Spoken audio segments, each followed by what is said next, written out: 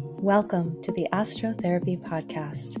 I am your host, Ciela Winter, and I am thrilled to dive deep into the inner realms of provocative thought while discovering an array of astrological and psychological insights to accompany us on this quest of self-inquiry. Hello, hello. Wow, what a moment of life. You can probably hear it in my voice. I'm registered at a very deep level of my psyche right now, and this is where I'm at. So committing to these podcasts once a week is such a great experiment. It's also quite a commitment, and it is a very specific terrain to share oneself, especially with what I write about in my journal on a weekly basis, which is astrology mixed in with inner work through the lens of astrology and vice versa, and up, down, inside out, in between, all of it, because really it's all interdependent. So the question for this week is, why am I weepy? Why am I weepy? Because I have been so deeply weepy in these times for so many reasons. Okay. Deep, ancient ravines of contextual matter are surfacing for me this week, and Chiron has a lot to do with it. If you don't know what Chiron refers to, it is an indelible asteroid named after the mythological centaur teacher of Achilles and Asclepius. His life is a profound story of making gold from the gutter, one that I admire. And not only did he survive cosmic traumas, but he thrived in becoming a wisdom keeper and a true guiding light for many heroes throughout Greek mythology. Wherever this asteroid lives in your chart, it is teaching you about your core wounding and how you can transmute it for both your own healing and eventually perhaps become the wounded healer for others in your life. Any healer you've ever been to is only a healer because they've healed themselves of something. So what does this mean? It means that someone can't just be a healer. You have to either earn it, and I recommend to watch out for the pseudo healers who only attend trainings. It is best to work with someone who knows how to heal from within, because they have to earn it or be born into a lineage. And even then, they have to earn it through initiation. And this is a truth, but one that is often learned the hard way, especially for those seeking outside for the answers. I will be the first to raise my hand, having trudged through my fair share of healers, in quotes, only to be exposed to some of the worst and scariest forms of fraudulent healing.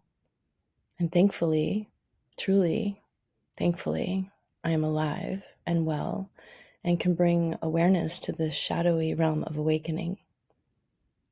And I just want to add, feel free to reach out to me if you have any questions or concerns, or if you're in need of some reflection on this topic.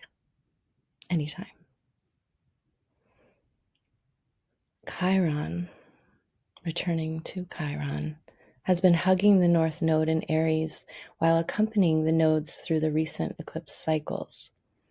As we near the lunar full moon eclipse on March 25th and the new moon solar eclipse on April 8th, I cannot deny the vital force of healing that is moving through me in powerfully uncomfortable ways. Chiron on the North Node indicates that whatever is being invited to be healed is destined as a threshold crossing into the new chapter for each one of us in our own ways, whatever that may be. There's always a cost for growth and evolution, and typically it is the price of giving up an old way of being. And for me, the old way of being I am wrestling with, or rather simply weeping with, as I slowly surrender more and more of my unconscious resistance. It has to do with my autonomy and my sovereignty of my own power. Also, I happen to be exploring a double Chiron-Pluto transit, meaning transiting Chiron is opposing my natal Pluto, and transiting Pluto is squaring my natal Chiron. I feel this, and it is very deep. And this invitation to heal at this level requires a lot of my presence in the underworld at this time. And it's quite something to balance my daily activities in the upper world. And although I've been in a very Plutonic cycle for many years, this one is yet again new and unfamiliar. Pluto never ceases to amaze me. And I'm so happy that Pluto's getting so much attention, having just moved back into Aquarius. People are now exploring what is Pluto, who is Pluto, how is Pluto in our lives. And it is very rich, it's very deep, it's very powerful to explore Pluto within yourself. I wish that for everyone. So this eclipse cycle that's coming this spring, again, March 25th is the full moon lunar eclipse at 5 degrees Libra, and the April 8th new moon solar eclipse at 19 degrees Aries are continuing the theme that was initiated in October upon the relationship axis of self and other. So how you relate to yourself and others, as well as somehow finding that sweet spot that lives between the two, are up for a continued review. And not only a review, most likely there will be action in one direction or another, specifically moving closer together or towards completion of some kind. So the details of this will depend upon where you have Aries and Libra gazing across the cosmos from each other inside your birth chart, as well as what planetary archetypes are being activated within those areas or from them. And leading up to an eclipse is always an interesting time to get a current transit reading to garner the support in your personal assessment and preparation for what it is that you are both releasing and rebirthing. I personally am stunned at the depth that is surfacing for me right now. And it's a prelude to this eclipse season. And isn't it amazing how endless and relentless the inner work is? Thank goodness I love it so much. Otherwise, I would certainly feel overwhelmed right now. And I do have my moments of feeling overwhelmed.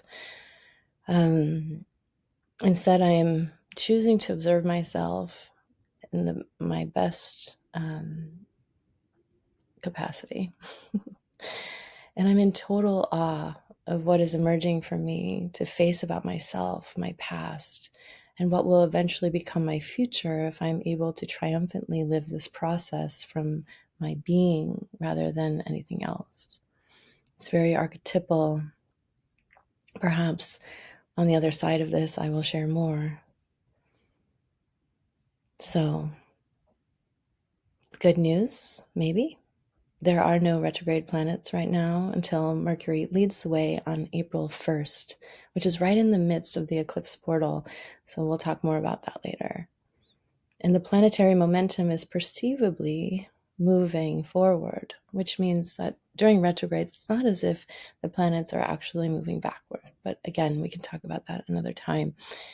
However, Uranus just stationed retrograde on January 27th, which is clearing the air to forge ahead where you are inspired to do so.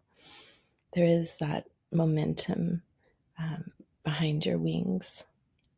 And it's a very strong time. It's a very strong time in the world. It's a very strong time for each of us in our inner worlds when we pay attention. Intensity is found truly in any direction without even having to seek it. And most of us are asking difficult questions of ourselves. And if you're not, I would ask myself, why? Now is the time to do inner work if there ever has been. Although all the time is a good time for inner work. And at moments when the world appears to spin further off of its own axis, your center of gravity remains a sanctuary if you've done your work to find it.